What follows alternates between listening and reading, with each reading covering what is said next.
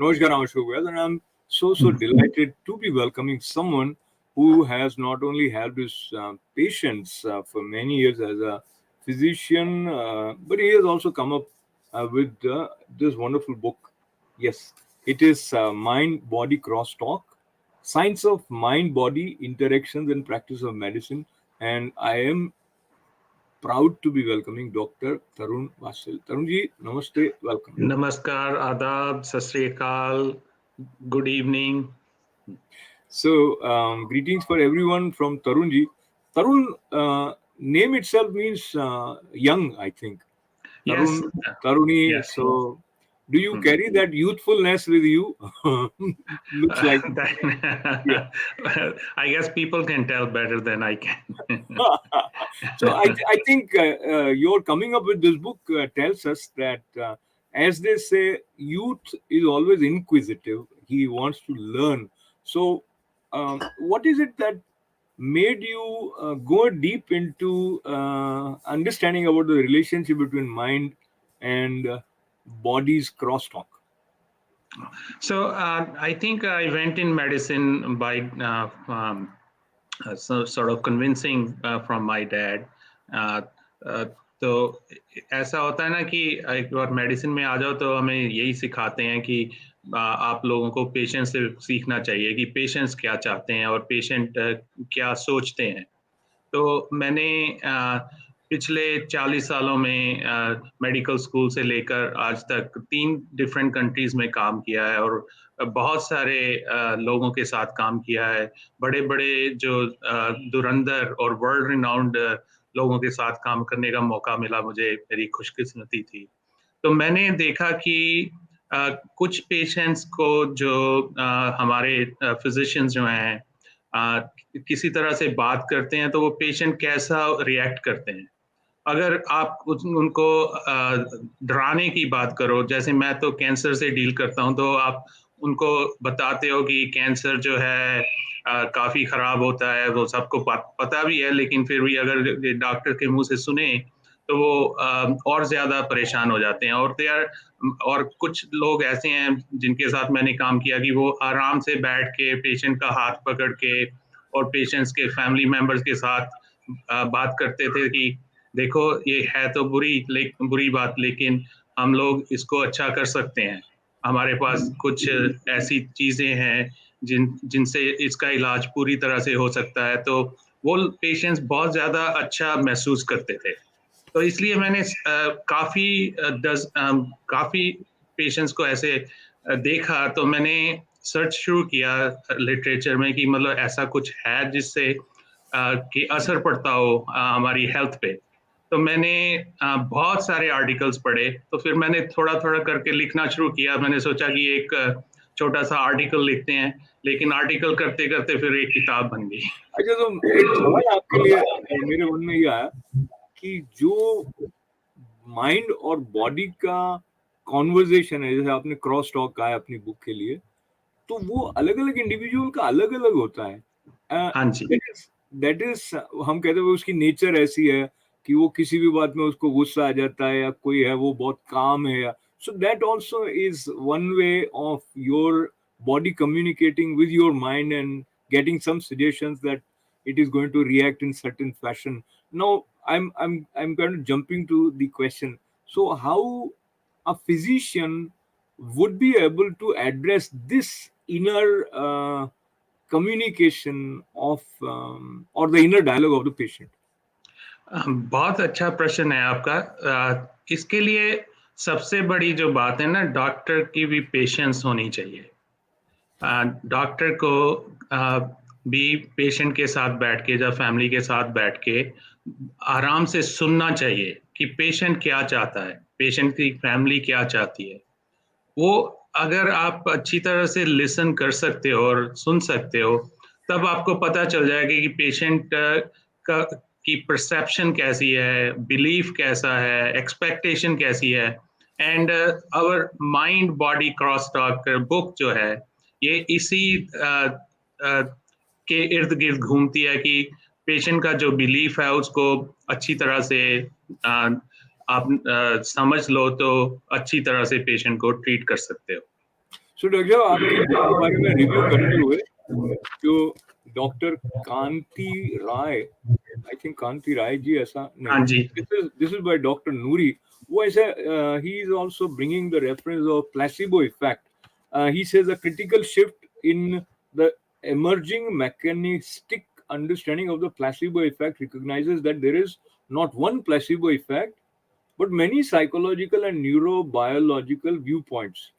तो ये आगे ये कह रहे हैं डॉक्टर नूरी आपकी बुक के रेफरेंस में कि it is evident that placebo effects are real and they have therapeutic potential.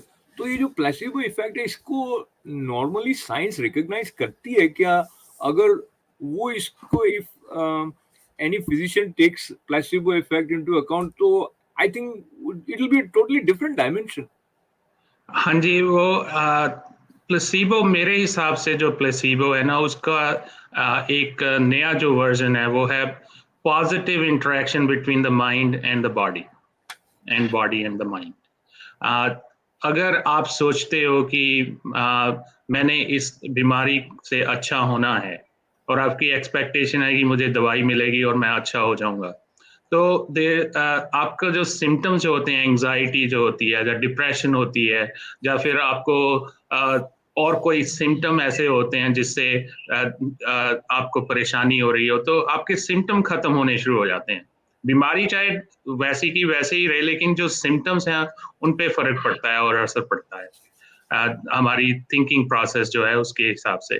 तो जो डॉक्टर नौरी कह रहे हैं कि मतलब प्लेसिबो, आज तक हम लोगों ने एक तरह का उसको नेगेटिव नाम देके क्लिनिकल ट्रायल्स में हम स्टडी करते रहे हैं कि जैसे कोई स्टैंडर्ड ट्रीटमेंट है, उसमें placebo is one of the arms basically, कि कोई ट्रीटमेंट नहीं अवेलेबल किसी चीज के लिए, तो आपने कोई ऐसी चीज बनाते हो जो लगती तो दवाई है लेकिन है प्लेसिबो, तो उसको दवाई के साथ कंपेयर करने के लिए आधे पेशेंट्स को प्लेसिबो देते हैं और आधे पेशेंट्स को जो है सही दवाई देते हैं.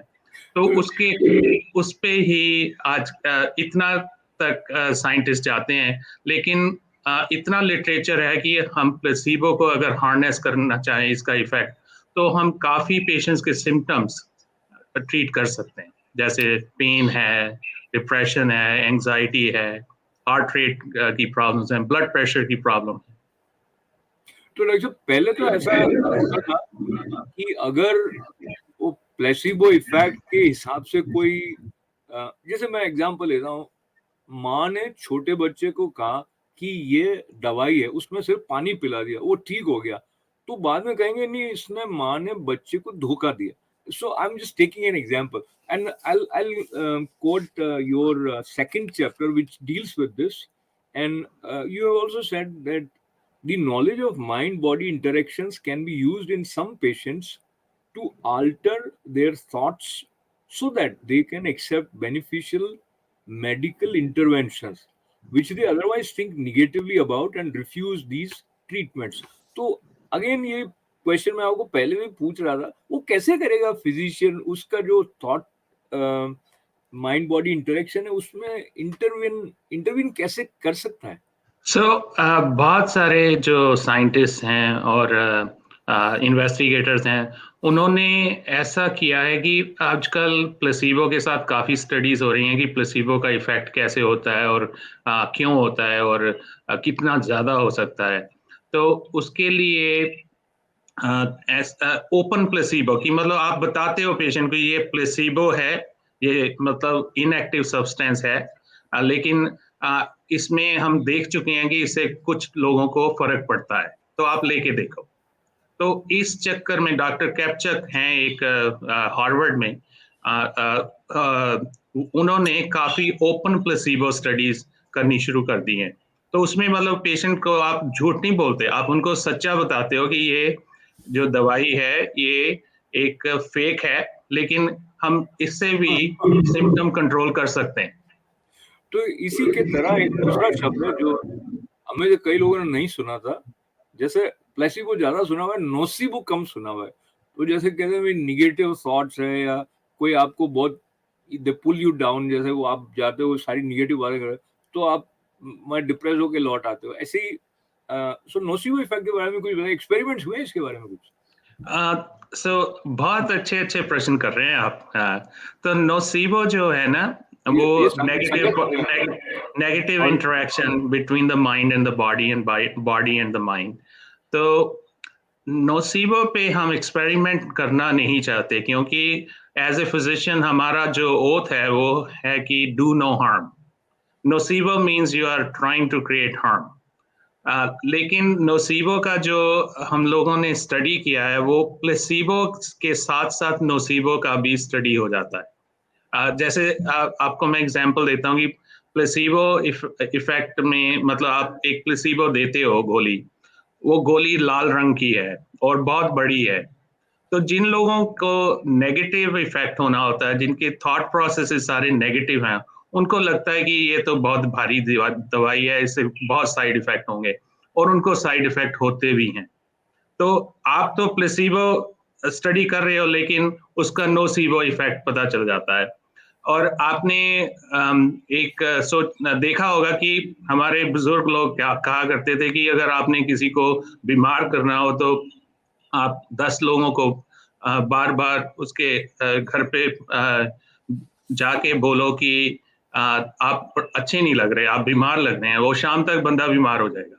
मतलब दैट्स कॉल्ड नोसीबो इफेक्ट। बट मैं तो रेकमेंड यही करता हूँ कि प्लस नोसीबो इफेक्ट का यूज नहीं करना चाहिए। लेकिन जैसे वुडू डेथ होती थी, वुडू मैजिक के, उसमें भी लोगों ने काफी स्टडी किया है कि काफी ज्यादा नोसीबो इफेक्ट होता था। उससे हमारा सिंपैथेटिक नर्वस सिस्टम एकदम से डगमगा जाता है और उससे डेथ हो सकती है। तो आपकी बातें सुनते हुए ऐसा लग रहा है कि जो चीजें प्रैक्टिस की जाती रही हैं पहले, चाहे हम जादू टोना के नाम से, या वो सारी वेव्स जो हैं जो कि ह्यूमन माइंड को डील करने वाली हैं, वो कहीं ना कहीं ओवरलैप है उनका। हाँ पहले जी। जो मेडिकल साइंस है वो उसको टोटली डिस्कार्ड करती थी, पर आपकी बुक जैसे नोसिबो इफेक्ट और प्लेसिबो इफेक्ट की बात करते हुए, प्लेसिबो इफेक्ट का हम क्या बेनिफिट उठा सकते हैं, उस पर आपने काफी स्टडी किया है।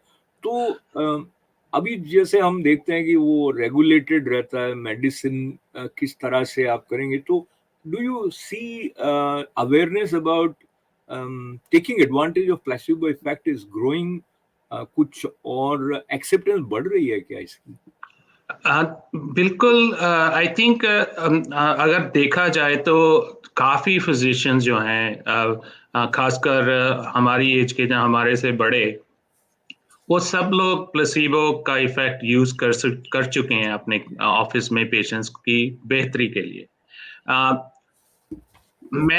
मेरी स्ट्रॉन्ग रिकमेंडेशन यही रहेगी कि स्टैंडर्ड ऑफ केयर जो ट्रीटमेंट, जो साइंटिफिक नॉलेज है और एविडेंस बेस्ड मेडिसिन है, उसको जरूर यूज किया जाए। उसके साथ प्लेसिबो इफेक्ट, जो पॉजिटिव माइंड बॉडी इंटरेक्शन है, उसका इफेक्ट जो है यूज करना चाहिए to benefit the patients the most.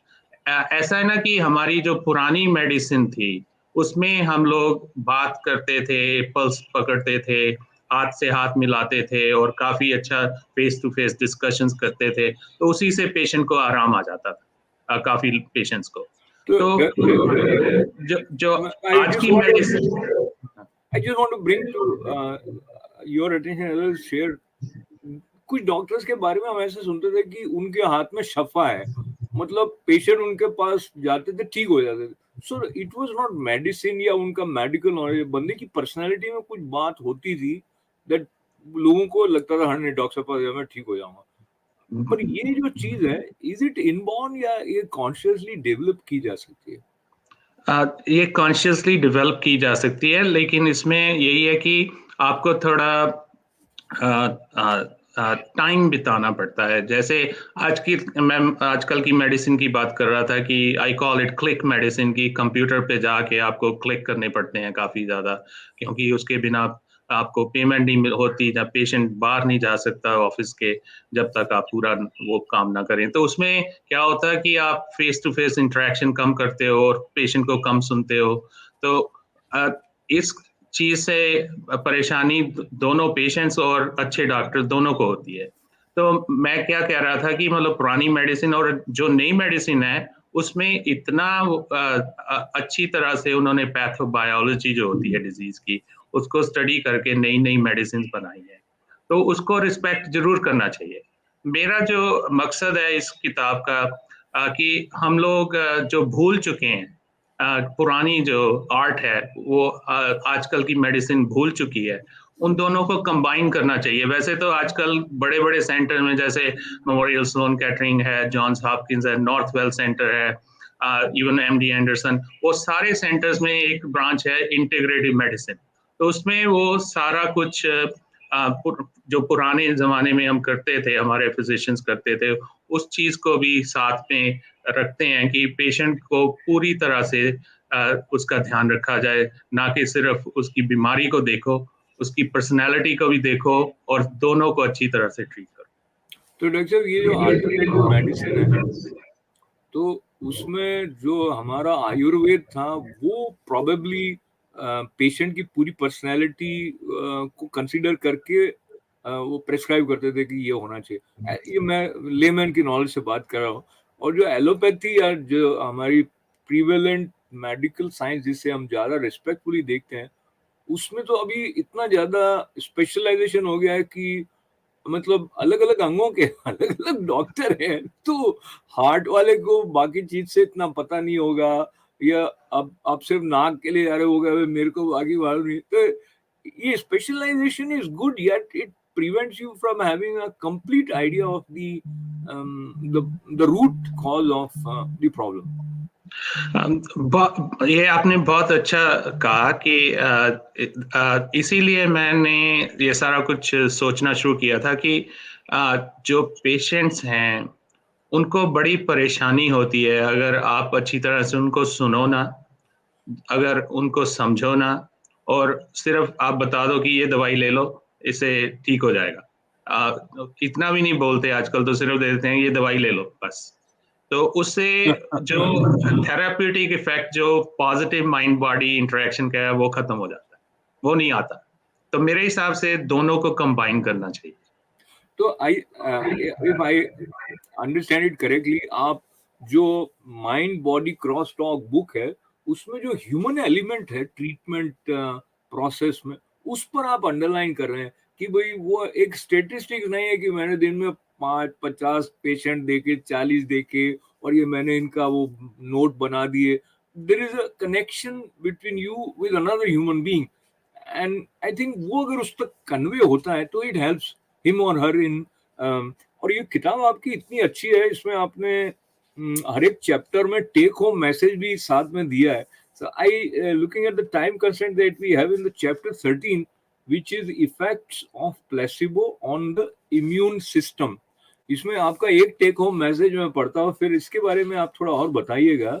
इसमें आप लिखते हैं कि the studies presented in this section show that there is connection between the mind, the immune system and expression of genes. इसका मतलब है कि जो हमारे अंदर ऑलरेडी है, जो हम सर डीएनए कहते हैं, जीन कह रहे हैं, उसको भी आप अल्टर कर सकते हैं क्या? मतलब in in in the process of healing yourself कि आप यार ये ऐसा है लेकिन I could sort of modify it, ऐसा पॉसिबल है? आपने बहुत ज़्यादा किताब पढ़ी है, दैट्स फैसिनेटिंग। तो ऐसा है कि एविडेंस है लिटरेचर में और मैंने सारी रेफरेंस दी हैं। तो डॉक्टर स्टीव कोल हैं एक कैलिफोर्निया में, उन्होंने जीन काफ़ी स्टडी किए हैं। 209 के करीब जीन माइक्रो अरे चिप में ना, आप कितनी हजार जीन एकदम से स्टडी कर सकते हो एक ही बार में।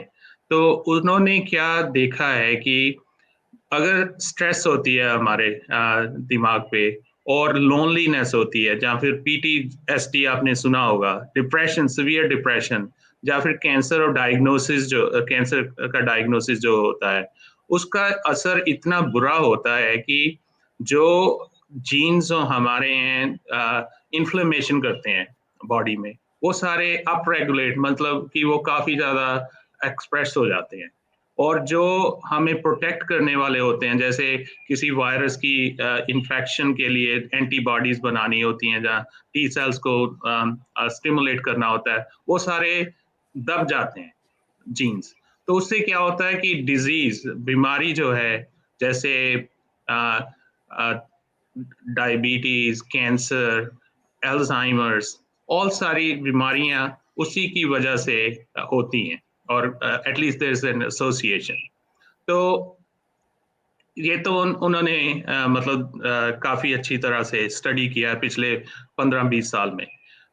देयर और स्टडीज भी हैं जिसमें उन्होंने देखा है कि एक जो सेल्स में टेलोमियर्स होते हैं, वो एंड ऑफ द क्रोमोसोम्स, वो अगर छोटे हों तो लाइफ छोटी हो जाती है, अगर वो बड़े हों तो लाइफ अच्छी होती है, लंबी होती है। तो उन्होंने क्या देखा है कि अगर आप स्ट्रेसफुल रहते हो, क्रॉनिक स्ट्रेस, नॉट कि आज एक दिन में नहीं होता, ये सब सालों साल की जो स्ट्रेस होती है, उससे वो टेलोमियर छोटे हो जाते हैं। और जो माइंडफुल टेक्निक्स हैं, मेडिटेशन, योगा, ताई ची, रेकी, प्रेयर्स और अच्छी डाइट, जो वो सारी चीजें हैं, इनको रिवर्स कर देती हैं, मतलब जो इन्फ्लेमेशन जीन्स करते हैं उनको दबा देती हैं, और जो प्रोटेक्ट करते हैं जीन उनको ऊपर ले आती हैं। तो ये बहुत ही वो भी मैंने fascinating रेफरेंसेस thing. रखी हैं अपनी Yeah, किताब में। that's why it is very very fascinating book. I think it's a unique book of its kind. और जो बात आप कह रहे हैं मैं उसी तरफ थोड़ा और एलोबरेटली आपसे पूछना चाहता था, क्योंकि चैप्टर जो 14 आपका है, science of medicine versus art of medicine, एक तो मुझे टाइटल ही बहुत अच्छा लगा। जब आर्ट कहते हैं तो ओपननेस बढ़ जाती है, science, forgive me, I don't mean exactly to kind of say anything, to be little science, लेकिन साइंस कई बार कई चीजों को कंसिडर करती रहे हैं, मेडिकल साइंस भी।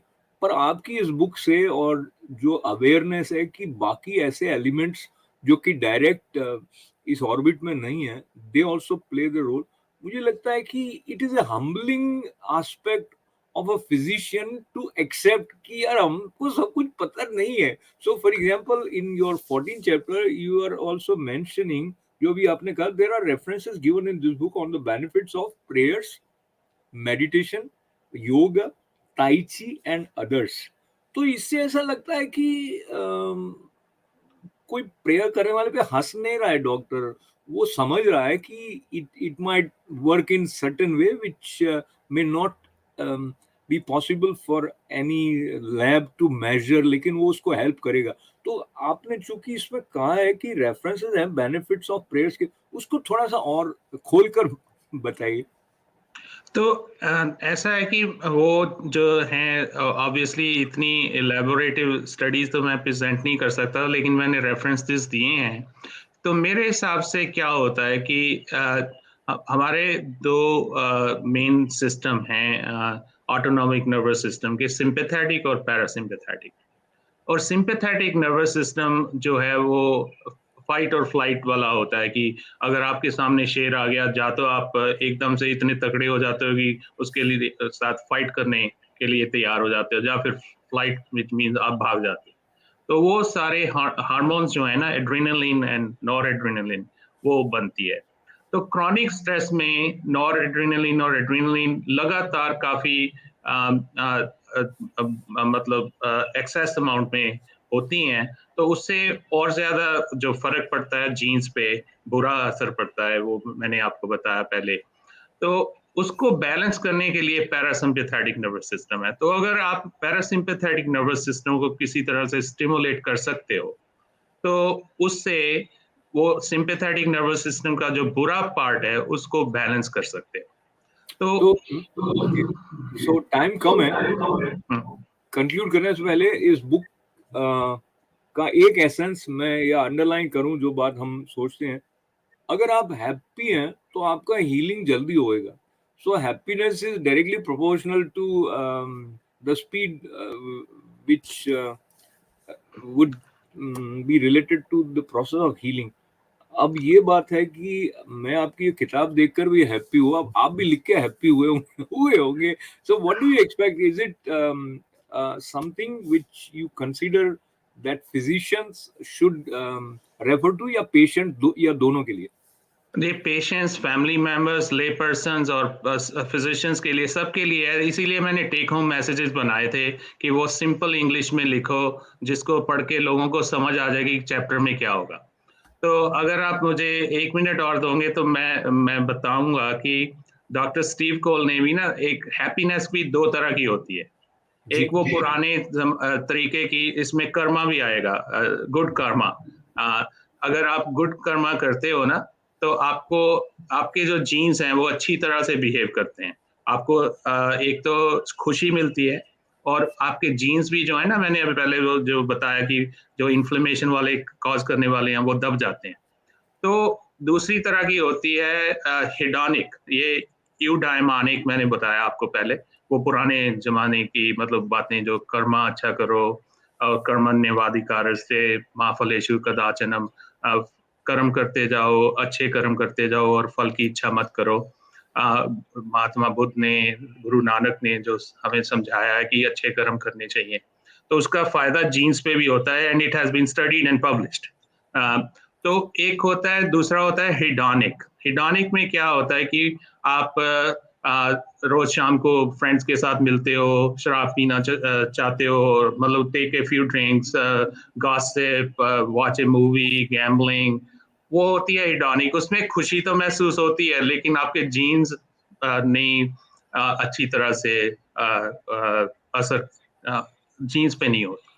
So that's 2 types of happiness. Absolutely. So thank you very much, Dr. Tarun Vasil, author of My this. pleasure. And Yeah, I want everyone to read this book, not only just the physicians. Namaste, Adab, Sat Sri Akal, and good evening. So thank you very much, Dr. Tarun Vasilji, and thanks to all of you. Once again, I'll repeat: be happy, stay positive. That would help your physician also, is what we understand from. Stay happy in a real way. Absolutely. And to have good family support, good friend support is very important. You need positive stimulus to your brain when you are going through suffering from any serious or chronic disease. Absolutely. It's very, very important. Absolutely. So with that important note from Dr. Tarun Vasil, once again, as I thank him, I thank all of you with lots of good wishes. This is Ashok Vyas. Now stay